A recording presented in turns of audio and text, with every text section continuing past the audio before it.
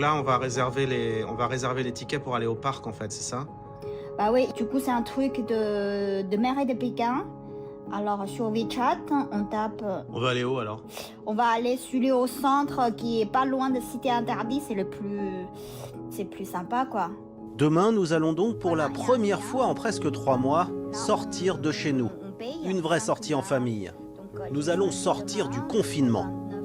Mais désormais, la liberté est sous contrôle, limitée. Je paye. Même pour aller dans un parc. Voilà, c'est bon. Là, j'ai la confirmation. Je montre à l'entrée, c'est comme un ticket. Et du coup, je peux rentrer sans faire la queue. Imagine demain, il y a du monde, ils laissent pas les gens rentrer tous en même temps, ils vont faire la queue. Du coup, nous, on n'a pas besoin, on a réservé le jour d'avance.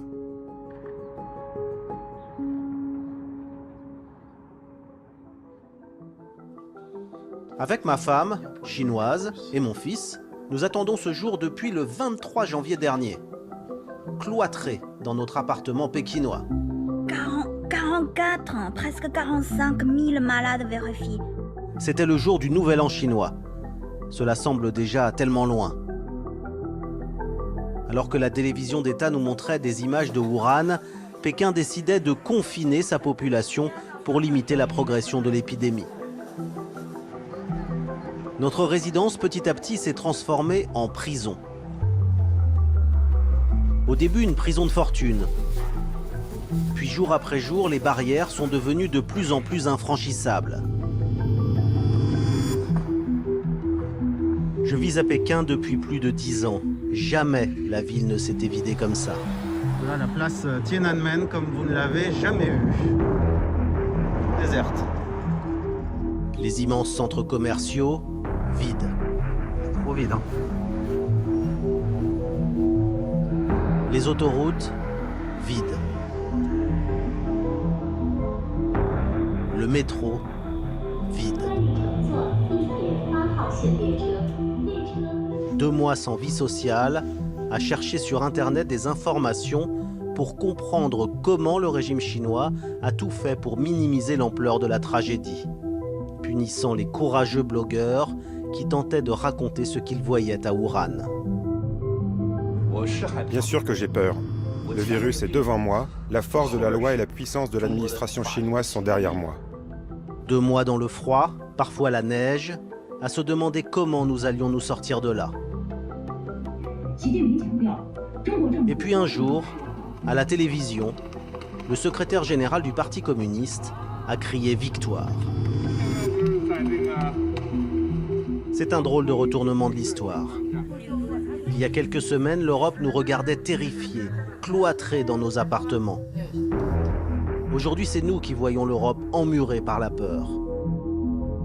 Il y a quelques semaines, responsable de l'apparition du virus, la Chine était le problème. Aujourd'hui, elle incarne la solution, distribuant les masques aux pays qui lui font allégeance. Pour nous, la vie reprend son cours, petit à petit. Mais il faut toujours porter un masque en public. Il faut accepter d'être contrôlé à chaque déplacement. Supermarché, contrôle de température pour tout le monde, y compris pour moi. Voilà. Première victime de l'épidémie, la Chine découvre déjà le monde d'après. Mais ce n'est plus vraiment le monde.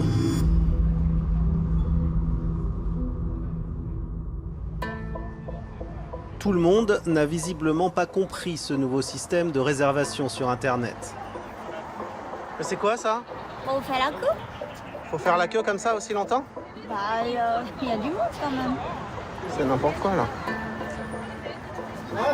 Attendez. Gardez un peu de distance. Le parc était fermé depuis janvier. Des centaines de Pékinois veulent profiter du beau temps. Il y a du monde, hein? Le parc a plus de 1000 ans. C'est l'un des plus grands du pays. Juste au nord de la Cité Interdite et de Zhongnanhai, le quartier général du Parti communiste chinois. Ouais, dans tout le parc comme ça, il y a des agents en fait, des gardiens, avec des petits panneaux qui nous demandent, qui nous rappellent de porter le masque, même lorsqu'on est à l'extérieur. On n'entend même plus le chant des oiseaux. Il est masqué par des haut-parleurs qui appellent en permanence les gens à circuler pour laisser la place aux autres, pour que tout le monde puisse profiter du parc. On voudrait bien respecter les consignes, mais ça fait 2 mois qu'on n'a pas vu un peu de verdure avec Lulu et mon fils. 2 mois qu'on vit enfermés dans notre appartement, avec de rares sorties pour s'alimenter. Alors dans ce parc aujourd'hui, on n'a pas vraiment envie de partir. Les gens ont trop besoin de faire quelque chose, sortir un peu, du coup, tout le monde vient au parc. Beaucoup de jeunes. En général, ici, c'est souvent des gens qui ont des enfants ou des gens un peu âgés. Mais là, aujourd'hui, la plupart des visiteurs, c'est des jeunes. Mais pour la jeunesse pékinoise, reprendre la vie normale, c'est d'abord reprendre le sport national, le shopping. Direction Sanlitun, l'un des principaux centres commerciaux pékinois. Un mélange de café à la mode et de boutiques de luxe. Alors c'est incroyable, c'est un embouteillage. Ça doit être le premier embouteillage à Pékin depuis 2 mois. On peut plus avancer. Alors les gens commencent à sortir et il y a même une super partie de badminton sur le trottoir, avec un masque quand même.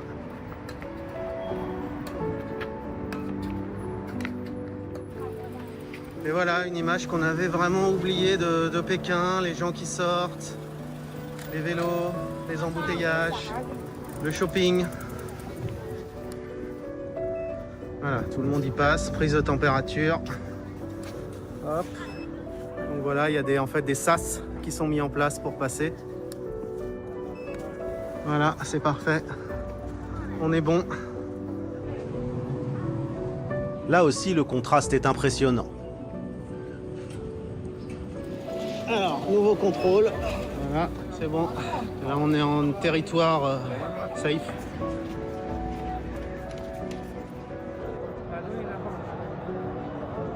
Voilà, 1 mètre de distance de sécurité entre chaque client.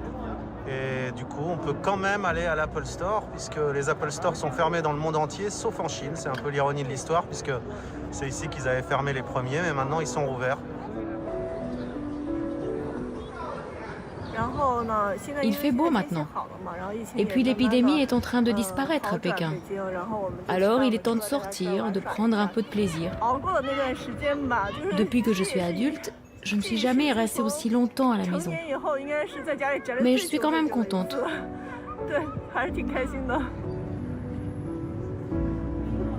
À Pékin, officiellement, aucun cas de coronavirus depuis près de 3 semaines. Tout le monde veut profiter de ce printemps pas comme les autres.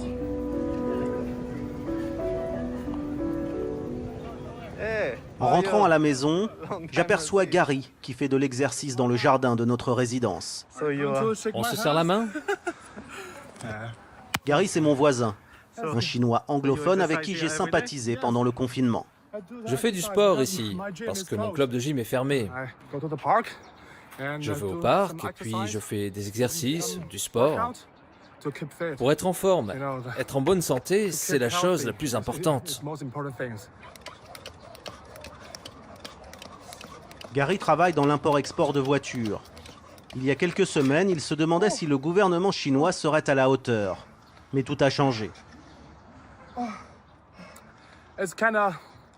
C'est plutôt ironique. Au début de l'épidémie en Chine, tout le monde se moquait de nous et condamnait la Chine. Mais maintenant, c'est leur tour. La résidence où nous habitons est toujours une petite forteresse. Un checkpoint filtre les entrées et les sorties des résidents qui doivent porter un laissez-passer fourni par les gardes. On n'a jamais vraiment compris comment ça fonctionne, mais en tout cas, personne de l'extérieur ne peut venir chez nous, même les livreurs. Voilà, donc là on a passé la barrière, on est donc à l'extérieur de la résidence et c'est là où ils ont installé ces étagères pour recevoir nos livraisons. L'industrie de la livraison était déjà importante en Chine. Avec l'épidémie, elle est devenue colossale. Ils sont 3 millions dans le pays à livrer les colis en tricycle et en mobilette. Dans la rue d'à côté, certains trottoirs sont désormais envahis de livreurs en train de trier leurs paquets. La demande explose depuis le début de l'année et rien qu'à Pékin, des milliers d'emplois ont été créés. J'ai des collègues qui travaillaient au restaurant avant. Mais à cause de l'épidémie, les restaurants ne peuvent plus ouvrir. Alors ils ne sont pas payés. Du coup, ils ont démissionné et maintenant ils travaillent tous comme livreurs. Pour ceux qui ont gardé leur boulot, les bureaux sont à nouveau ouverts. Mais on n'y accède plus comme avant. Mademoiselle Lee, qui m'aide à traduire mes reportages, m'emmène dans la société de production où elle est employée. Pour accéder à son bureau, il y a une nouvelle procédure. Il faut scanner son code et entrer ses informations. Cette affichette à l'entrée, c'est en fait un code informatique, un QR code graphique qui permet de savoir, grâce à la géolocalisation de mon téléphone, si je suis sorti de Pékin ces 14 derniers jours. C'est le nouveau sésame pour accéder à la plupart des lieux publics. Je dois juste remplir le formulaire. Alors moi aussi, pour rentrer dans le bureau, je dois m'enregistrer. On va scanner le QR code, il enregistre mon numéro de téléphone et mes déplacements. Donc là, apparemment, je suis bon. Ça veut dire que je suis pas sorti de Pékin depuis 2 semaines. Je suis bon. Et en plus, elle garde une copie de mon enregistrement, la preuve que tout va bien. Ils ont la trace. Ici, comme dans la plupart des bureaux à Pékin, à peine la moitié des employés est au travail. Les autres sont restés chez eux pour permettre de respecter les distances de sécurité entre les bureaux. Le téléphone mobile a ainsi été reconverti par les autorités en instrument de contrôle de chaque citoyen. C'est presque un bracelet électronique. Sauf que les Chinois n'ont pas d'autre choix s'ils veulent pouvoir se déplacer, et partout c'est désormais la procédure, par exemple au centre commercial.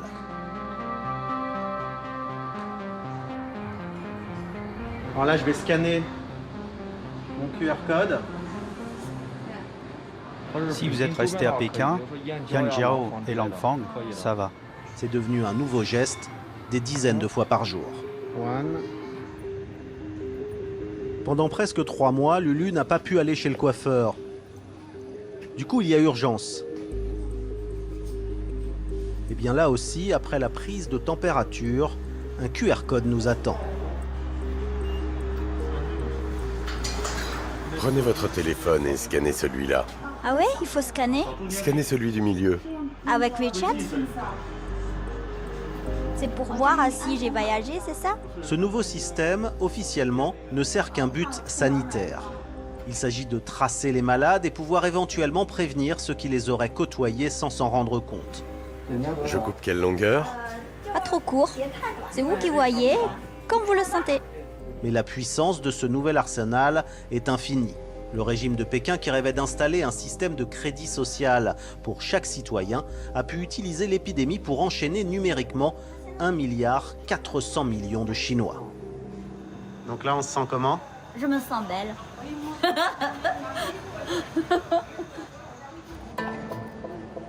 Pour assister le nouveau système de QR code, les autorités peuvent aussi compter sur la vidéosurveillance, la plus développée au monde. Couplée à un système de reconnaissance faciale, certes un peu difficile à mettre en œuvre lorsque tout le monde est masqué.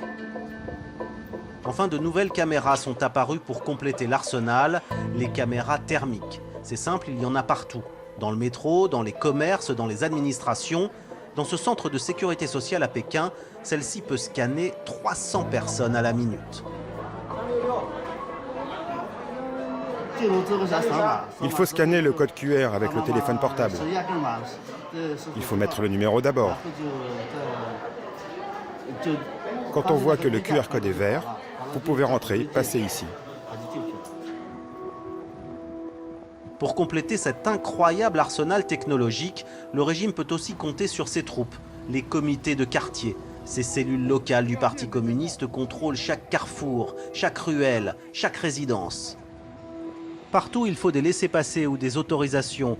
Rien qu'à Pékin, on compte un membre de ces comités pour 140 habitants. C'est la police politique de proximité du régime. Ces comités assurent désormais un contrôle sanitaire 24 heures sur 24. Donc autant vous dire qu'ils connaissent tout le monde. Qu'on n'arrive pas à les prendre en défaut. Ah, ils sont très nombreux là. Les comités sont intraitables. Ils peuvent vous interdire l'accès à votre propre appartement si vous avez voyagé en dehors des lieux autorisés. C'est ce qui vient d'arriver à Mademoiselle Chiao, qui a la mauvaise surprise d'être chassée de chez elle après un voyage en dehors de Pékin. Alors c'est compliqué de sortir? Oui, c'est tellement compliqué. On va aller au parc. Avec le printemps, c'est très joli. Ok. Au moins ils t'ont laissé repartir, mais tu n'as pas pu accéder à ton appartement, c'est ça? Oui. Ok. Mademoiselle Chiao est une blogueuse influente en cette période d'épidémie. Au mois de février, elle avait popularisé le discours du Dr Li, le lanceur d'alerte de Wuhan, mais aussi de ses collègues blogueurs réprimés par la censure. Malgré sa liberté de ton, Mademoiselle Chiao s'en était tirée avec un simple avertissement. Au début de l'épidémie, les gens étaient très en colère. Il y avait beaucoup de critiques sur les réseaux. À un moment donné, le gouvernement a perdu le contrôle et a laissé passer des informations critiques. Mais désormais, tout est sous contrôle. Personne ne discute le bilan chiffré de l'épidémie. Les critiques se concentrent plutôt sur les pays étrangers. Certaines personnes s'inquiètent des nouvelles mesures de contrôle. Mais beaucoup peuvent aussi, en cette période, comparer les différents systèmes politiques et voir par eux-mêmes ce qui est plus efficace. Un système plus démocratique ou un système plus autoritaire. Ils pensent que le contrôle va être de plus en plus strict à cause de l'épidémie. Mais d'autres disent qu'un pays autoritaire, c'est plus efficace. Mademoiselle Chiao ne sait pas où elle dormira ce soir. Elle devra probablement s'isoler dans une chambre d'hôtel jusqu'à ce qu'un QR code l'autorise à rentrer à la maison. Café? De mon côté, mon identité numérique me permet toujours de circuler. No problem. Ok. Après un ultime contrôle, on me laisse accéder à cette rue où se trouvent de nombreux restaurants. Je retrouve Tian qui s'était lancé dans la restauration quelques mois avant l'épidémie. Ces deux restaurants ont été fermés pendant 2 mois. Ils rouvrent aujourd'hui et ils retrouvent un peu le sourire, même si les consignes de désinfection sont particulièrement strictes. Pour les gens qui mangent dans le restaurant, les règles sont de laisser au moins 1 mètre de distance entre chacun et pas plus de 3 personnes par table. Je pense que plus les mesures sont strictes, c'est mieux pour arrêter l'épidémie. Même si ça va beaucoup mieux maintenant, il est encore possible que ça recommence. Beaucoup de précautions donc, mais son restaurant est toujours ouvert et il y a des clients. Je dirais que c'est différent, je le sens bien. Il y a une meilleure ambiance. Après une journée au travail, c'est bien de pouvoir manger dehors pour se détendre. C'est pour ça que j'aime bien manger dehors. Et pour ceux qui ont toujours peur d'être enfermés dans un restaurant, beaucoup d'établissements servent désormais à même le trottoir. Ça évite les problèmes de désinfection. On peut même se faire coiffer dans la rue. C'est ainsi le retour d'une vieille tradition pékinoise.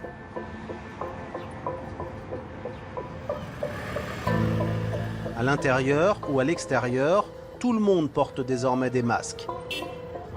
Au début de l'épidémie, il était parfois difficile d'en acheter, mais désormais on en trouve partout. Les masques. Il y a un stock là. Il y en a plusieurs styles, vous avez vu? Ça fait longtemps. Ah oui. Dans les pharmacies, bien sûr, 5 € pour 10, des masques chirurgicaux. mais aussi dans la moindre épicerie au coin de la rue. Vous avez des masques à vendre, s'il vous plaît? C'est ça? Oui, c'est bien des FFP2. Et c'est combien celui-là? C'est 2,60 €. Il y a même quelqu'un qui m'a acheté 50 masques. Il voulait les envoyer à l'étranger. Je lui ai dit que ça ne serait pas facile parce que les douanes risquaient de bloquer les colis. Je lui ai dit qu'il ne pourrait pas le faire.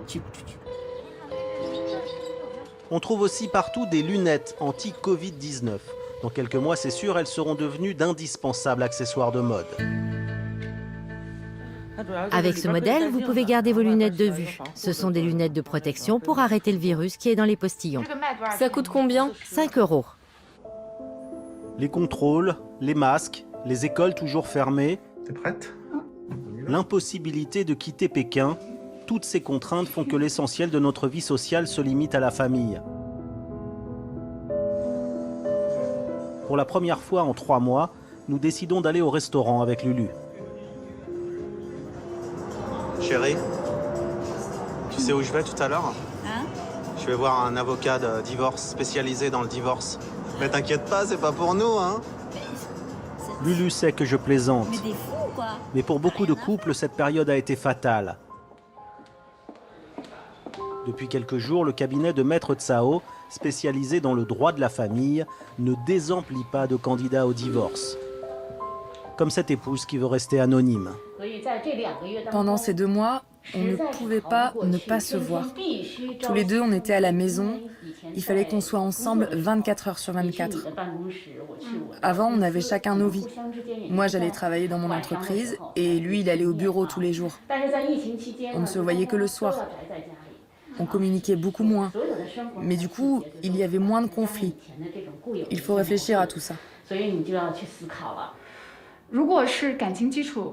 Pour les couples qui sont amoureux et qui se comprennent bien l'un l'autre, alors ils vont pouvoir surmonter ensemble les difficultés de cette période difficile sans problème. Mais pour ceux qui avaient déjà des soucis avant, ou si le mariage est fragile, alors cette épidémie va faire ressortir les problèmes, comme un miroir qui reflète les difficultés du mariage.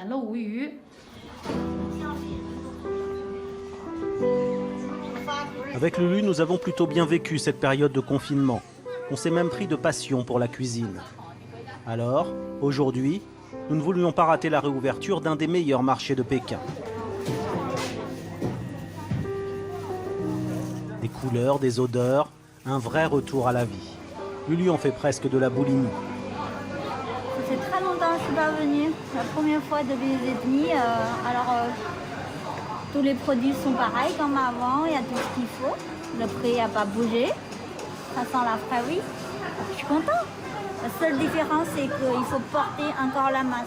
J'espère bientôt on peut l'enlever. Pour nous, c'est peut-être à ce moment-là, dans ce marché, que nous avons pris conscience que la crise était derrière nous.